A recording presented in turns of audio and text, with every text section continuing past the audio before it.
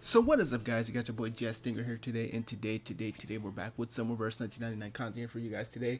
And today we're actually gonna be doing a little bit of an interesting video here for you guys here today. I'm gonna be speculating about the newest release character on the CN side of the game, and that's gonna be Mercuria. She's gonna be a 6-star Spirit Affiliates character. And I wanted to try dabbling my hand on maybe speculating what she could potentially bring to teams and maybe name off some partners that could be potentially solid for her. Now, this is kind of my experimental take on this thing, so if you guys are interested in seeing more, let me know in the comment section below. I would love to maybe try my hand at dabbling a little bit more outside of just character showcases and gameplay clears. So anyway, let's get started. Let's talk about her inheritances. So her inheritance are of the following. She has the insight ability called Long Journey, which is very true if you watched her trailer. And just to make this clear before we get into it, we don't have percentages or direct numbers as to what her buffs are going to be just yet. So I'm going to be speculating what the potential numbers could be. So we don't know how much she's going to increase off of anything. We're just going to kind of give like a rough estimate based off her inheritances and skills, and then we'll talk about potential partners. So there's that. Anyway, so her I1. When entering the battle, she acquires layers of cosmic energy. When all allies use an incantation depending on the level, it acquires corresponding layers of cosmic energy. When entering battle, depending on how many beast, plant, mineral, star characters, increases self moxie. So I don't know if that really means if you have to kind of run like a rainbow themed team with her. It's definitely doable because we have generally usable units in every affiliates. So if we were to maybe think like a rainbow team just out the gate, just off of this I1 information alone, you could do out of a team of 4, you could do something like you could maybe do Nyanza, 37 potentially for Star, Mercuria, and then Vila. Boom, that's 4 different affiliates. Well, that's technically 3. That's three affiliates in the team because she doesn't have a spirit. So that might be good to give her 3 Moxie on start. But I don't know if you really need to do 3 Moxie on start. It really just depends on maybe just the content. You know, we're gonna have to see what the ultimate does for it to warrant that type of like universal team. But I do think that she could maybe just get away with doing like maybe 2 units of different affiliates just to get the 2 Moxie, and then she could set herself up that way. But giving herself a potential of 3 Moxie depending on the team, not bad. That's not a bad I1. I2 is going to be increasing her own attack stat. I assume anywhere between 5 to 10%. That's usually the standard numbers for 6 stars. So I don't think there's any too much more to add about that. I3. At the start of the turn, when cosmic energy reaches a certain number of layers, increases critical damage to all. When it reaches a higher number of certain layers, increases incantation might. And at the end of the turn, if a number of 3-star incantations have been used, increases her self moxie. So, I mean, it's really good to see that Mercuria has a way to really power up moxie. Now, it says if a 3-star incantation has been used, I don't know if that means anybody uses a 3-star incantation, because if that's the case, then she can really get a lot of moxie off of potential units who can empower up their own incantations at will, which is definitely going to be going into the theme about teams that I do think about her with. Or units that can maybe self-generate their own cards that can maybe easier rank up into certain cards, especially with the new tuning that's been available on the CN side that allows for characters to generate a 1 of 1 of their main 2 cards, which of course can make it for easier rank up access. So it could depend. It could really depend on how much you really need to do this, but yeah, depending on how much it needs to be there. And her cosmic energy is a special force field effect, similarly to Lucy, who has a special force field effect as well, but it increases damage dealt for all allies depending on the layers. Now, let's talk about potential parameters. Critical damage. I'm willing to give critical damage of maybe like anywhere between 15 to 20%. I'm gonna say 15-20% on crit damage. I think that's a good number, a good baseline for what she needs to do. So, and since it's a array field, I don't think they're gonna go super crazy. There could be potential portray boost. We don't have any information on the portrays, by the way. There could be potential portray boost to allow this to go from maybe like 20 to maybe like 30%, or maybe 30 to 40%. It could be anywhere between that realm. For incantation might, I'm thinking 30%. I think 30% is a good incantation might boost. But if they do 20 just off of the effect, that will be about the same as I'm trying to think who is incantation. I can't think of anyone at the top of my head, unfortunately. But I think that's about the same with some other characters. I just can't think of them at the moment, which is so weird. But 20 to 30% off the top of my head is probably what I'm thinking of. Incantation might boost. If it has to really be 3 stars, then maybe the numbers might be higher. The numbers might be higher because again, it's not always super easy to get into a 3-star card unless you actively hoard for the card. But yeah. But anyway, looking at her harnesses, I mean, the only good thing I can see is that she at least has good Moxie gain control, which means she can frequently spam her ultimate. So we have to see if her ultimate's really good. But yeah. Anyway, let's talk about the skills. So her first skill, it's called the Clamor of Others, which I like the name. It's a single mental damaging skill that heals the ally with the lowest HP based on attack stat. So good, another character who can do a single target heal. Unfortunately, it's only single target, but that is still fine. Depending on how many 2-star and 3-star incantations are in the action area, which that probably means how many 2-star, 3-stars are available in like your selection, you can deal extra mental damage. Now, given that what we see of her inheritances alone, we're not really looking at the S2 ultimate just yet. She is definitely a support. So I don't know if that extra mental damage is going to really mean a lot. It really just depends on the raw modifier of the skill and just how much you can power her up specifically, because it could very well be the same case as someone like Isolde. You know, you think Isolde is a support, but then she starts to deal a lot of damage because of how much she can amplify damage and of course how much she can stack up on top of damage because of her Mizo. So you can potentially say she could be a sub DPS here, and if that's the case, then that's actually good. That's actually good there. Anyway, next up is going to be her group buff, which increases crit rate, which is good. That's good. Do we have any crit rate buffers? Yeah, I mean we do. We have crit rate buffers. We have crit damage buffers as well. But yeah, we do have crit rate buffers. Actually, no, we don't. We have crit damage buffers. I could be blanking here, but I don't think we have any crit rate buffers. Not that I can think of. I mean, maybe passively, but not as a buff. I'm trying to think. But if we don't have crit rate buffs, then this is big. This is actually pretty big because there's so many units in the game. Well, currently as far as global goes too, that want to build into crit but don't have a lot of ways to really get a higher crit rate. There's obviously like cubes, there's certain builds you can take, there's just, you know, for the most part, certain things you can do like lowering the enemy's critical resistance, lowering their critical defense as well, so your crit can deal more damage. But if we have a unit that can directly buff crit rate, that could be a game changer for certain units. Now obviously the unit that I'm thinking about immediately is I'm thinking about Marcus more than anything. I think Marcus would really love having more crit rate, crit damage for her overall build. And I'm also thinking about like Spathodea too, because Spathodea, she has a huge amount of critical damage that she can give, and then she doesn't have any crit. Well, she doesn't have crit rate off of her pre-ignition effect. So, or I mean her exhilaration. So exhilaration does give her crit rate. So maybe not Spathodea as much, but maybe you can even use her with Spathodea to guarantee that she has 100% crit rate, which, I mean, that could potentially be a thing. But there's a fair amount of units that will really appreciate the group effect of crit rate. Now we want to see just how much of boost crit rate that it is. I would assume maybe 20% crit rate. I think 20-30% of crit rate is fine.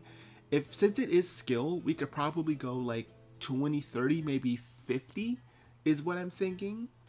50 crit rate might be a little bit too high though. I don't know. I'm a little shaky on that one. Maybe 20, 25, 30 could be like a more safer approach. But if we even allow ourselves to go a little bit above the border, you could go 50, but then that might give so many units like a super high crit rate, and that can just crit off their skills pretty reliably with Mercuria on the team. So, I don't know, man. Given how some units are released in Reverse 99, they can be really broken or really just kind of like, eh. So it's kind of like, I don't know, man. I don't know. But my guess is anywhere between 20 to 40% crit rate. I'll give it, that's my final offer. It could be 20 30 40, 20 25 30, or 20 30 50. I mean 20 35 50. It could be that. It could directly be that, but we'll have to see, of course, when the numbers come out.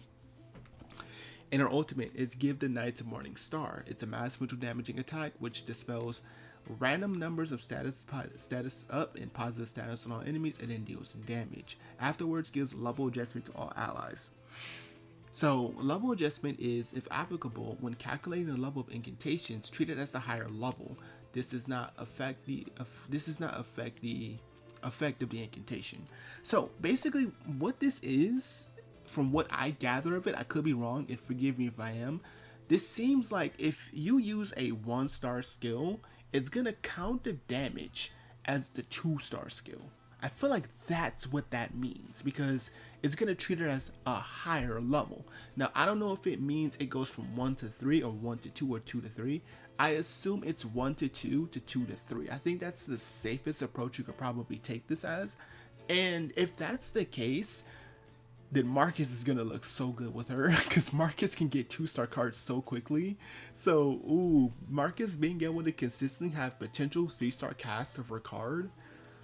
And then you can combine that with Vila. Oh my god, who gives modifier buffs based on her card when she's in her unique status effect. So, ooh, that could turn Marcus into a monster, dude. That's insane. Like, I mean, there's obviously so many units that can get direct benefit from this. I'm just thinking about Marcus because, well, I'll talk about it when I talk about potential partners. We'll save that for the partners video. I'm not gonna skitty out of here. But anyway, so let's talk about what I think about Mercuria as of right now. She looks good. She looks like a good support, a good all-around support that can be used in whether it be mental or reality teams, which I do love supports that are generally welcomed in all team fronts. I do think she really wants units that can either empower up their own incantations to make it easier to access her unique effect, her unique field. This can also go really good with her ultimate. Units that can further give modifier buffs, which there's a lot of units that can do that, so that's going to be pretty easy to fit in with her. And I think she just wants like those type of units. I think the biggest ones though is definitely just the units that can self-empower up their own incantation, or units that can generate their own cards, or units that can also appreciate the unique tuning that came with CN. That was, I think it was patch 1.8 or 1.9. I believe it was 1.9. That can further get them into a powered up effect as well. So anyway, I do think I do think that Mercuria is actually very solid. I think she's very solid. I do think that she, out of what she looks like, looks good. It looks like a good unit. It looks like someone that's definitely going to be worth pulling for in the future if you really want to experiment these cool things. I don't know if she's going to be a necessity, so to speak, like certain other characters. If I were to maybe give her like an early rating, probably S tier. Like, probably S tier unit. Like, high A plus, low S plus, like low S tier, I think that's probably what I'd say. But anyway, let's talk about potential partners. Let's talk about what the easiest one, Vila. Vila's gonna be fantastic for her for many reasons. Not only are they both, well, kind of healers. Well, Vila's the main healer, but Mercuria can double as a healer because she has a heal in her kit. But Vila also can buff crit rate and critical damage. And with her song effect, which is this right here, Song of Generosity, which gives you critical damage was 20%, critical rate was 20%, critical damage was 20%. And then mental damage characters, which is characters like Marcus, Windsong, Monalia. I'm just kind of naming off characters, just kind of dartboarding it there. But they give an additional crit rate and crit damage of 20 to 10% respectfully. So she alone can give 30% crit rate and 40% crit damage, while Mercuria can give her own level of crit rate and crit damage. And since Vila's song is unique, it should stack on top of Mercuria's crit rate, and since her critical damage buff is off of her like cosmic layer thing, it should stack as well. So that's more crit rate, more crit damage that you could potentially squeeze into the build, which it might be good. It might be a pretty good build there. So that's definitely going to be something. But also another really good synergy here is when she's in her unique status, the Rush Slacklaw state. If I'm sorry if I'm saying that terribly, but her song gets transformed to Song of Passion, which is the same thing, but she gives additional modifier buffs to the skill depending on the star rarity. We just discussed earlier how Mercuria can do the exact same thing on her ultimate. It's effectively giving you a modifier buff because it's treating it as the higher tier of the card. Now, I believe this only works on 1 to 2-star cast of cards. That's my speculation on it. If it works on 3 stars, I don't know how, because it treats it as a higher level and you don't go higher than 3.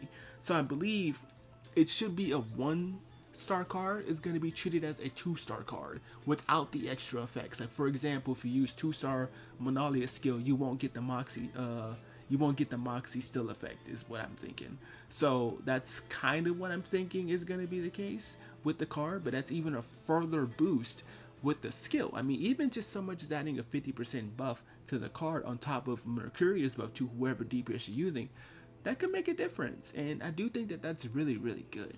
So there's that. She also gives power burst too to the character for an extra bit of little spicy damage. So I think that's probably going to be the big reason why you probably want Vila as the main healer. It can also potentially make Mercuria hit harder as well because she is a mental damaging character, so she gets the full effect of Vila's buff. So yeah. Next up is going to be Marcus. I've already mentioned why. Well, I haven't really mentioned why, but I mentioned Marcus specifically because Marcus, while she's good, she is the one unit that can easily access 2-star or above cards because of how her unique effect worked. Basically, what she does is she can spend stacks of Eureka to rank up her own cards at will. And this is a continuous effect. So, for example, if you have 4 stacks of Eureka and she has 2 castable cards in the deck, then she can rank them both up 1 incantation might per. So basically, I mean 1 star level, my bad. So she can rank them up 1 star level, and she has 2 cards in there. That's a 2-star card. That's really, really good. She also has the ability to also self-generate a card when she uses her ultimate. Given that Marcus is a character that really, really likes getting into her ultimate as fast as she can, just so she can get the extra effect and stuff, you can really loop this around to really make Marcus a profitable damage dealer. So yeah, this might just be a big buff for Marcus. I think, you know, a team of Marcus, Vila, Mercuria, and a 4th could potentially be really good. So there's that. Next up is going to be Lucy. Lucy is another character that really, really likes the effects of ranking up her cards, and she also enjoys the effect of having a modifier buff on her own abilities. Lucy has the ability to self-buff her own modifiers if she has the advancement effect going. So as you can see, she can deal additional damage if she has advancement or stacks of dynamo available to further deal damage. So this is going to be on top of the fact that you're getting Mercuria's damage dealt up as a bonus is going to be really good. Of course, Mercuria can also provide her incantation might up, which is furthering boosting the damage, and then the crit rate and crit damage bonus also really good. So yeah, I do think that this is going to be a really, really good partner for Mercuria, even though Lucy herself is absolutely insane. She's broken. So yeah. Now Kakania is an interesting one. Kakania is just the #1 sustain unit, so I kind of love throwing her whenever I see. Like, I love seeing Kakania in just about every team because she's really good at sustain. And she also has a really, really good buff where she can buff the attack stat, the raw attack stat for a fixed amount. It's 300 plus whatever her empathy value is. The fact that she gives a flat attack up buff is pretty good because it's sometimes better than percentile depending on how the game calculates it. So the fact that Solace is actually a much stronger attacker buff, this can be a really good reason to run Kakania with Mercuria for more sustain and more damage overall. So there's that. So that's the reason why I do recommend her. 6 is another character I recommend. He's still definitely kicking in the CN side. I do still see him in videos from now and again.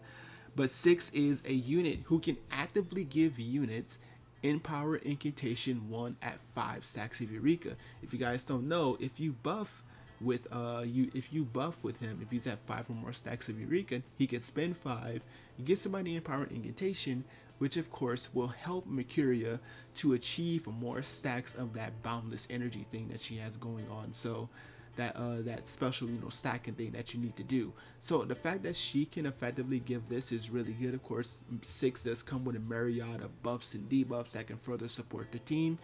And he of course deals a pretty respectable amount of damage off his ultimate. So yeah. Next up is going to be an old favorite, but still a favorite overall, Ana Lee. Ana Lee has the ability to also self-empower up her own cards every other turn and on ultimate. So that could potentially be a really good way to really get some quick stackable effects going here. So that's why I do think she's good. I do think that's really good. Next up is going to be Windsong. I'm already at the bottom here, but Windsong is going to be a character that I recommend as well, because Windsong has a really good synergy with her, because again, more crit rate, more damage booster, as also boosting incantation might as well. And of course, she also has a really good ability in self-generating her own cards. So again, that allows her to be able to stack up cards quickly to allow you to proc the effect. While typically with Windsong, you do want to stack up cards and then pop ultimate when you can. You know, at least have like a decent set of cards and then fire off ultimate, at least from what I've understood from using Windsong, or from seeing people use Windsong, so to speak, is they typically like to stack up the cards and then they go in. You know what I mean? That's kind of just what they do. So technically speaking, this does help, because depending on the set amount of cards that's in the deck, if there are Windsong 2 stars and 3 stars in there, then that can actually help Mercuria fulfill that extra mental damage. Again, that really just depends if Mercuria herself is able to deal decent damage with her own modifiers. So there's that. But of course, she also enjoys crit rate, because she can spend Eureka to convert excess critical rate into critical damage. So the fact that she can not only appreciate the Vila buff and Mercuria's buff, I mean, it just kind of speaks for itself. It speaks for itself. I mean, you get the Vila effect from her, you get the critical rate from her as well, and then you get the critical damage effect from her as well. You can really stack up a lot of potential high damaging numbers off of Vila's skills. And of course, Vila also has, Mercuria also has incantation might up as well, which of course means more damage. So yeah, I mean, I think this is a really good way for her to really accelerate some damage into the field. So that's why I do think. And the last character that I think I would love to see her with is actually Spathodea. Spathodea, I love Spathodea because of her insanely high critical damage values. However, she doesn't have crit rate. Well, she does, but she only has it temporarily. So having a more comfortable access to crit rate could actually see some damage. I think the big thing I would love to see is just that critical damage buff. We again have to see just how much critical damage you can give Spathodea. It might technically be better to still maybe run her with like Urza technically, because he just gives a straight up 40%. But again, we have to see just how much Mercuria herself gives. If she gives more than Urza, then rip Urza's unique one niche, so to speak. So yeah. But yeah, I think those are really the partners I would want to see with her. I would want to see those type of units with her. Now, of course, there's going to be a lot of interesting videos that are probably going to come out in the next few days when she does actively release on CN from a lot of the CN content creators. And I'll be watching to see, and then I'll be like, all right, cool. These are the characters that I should run with them. And that should be, that should be interesting to see if any of the characters that I'm recommending will come up in the videos. That would be interesting.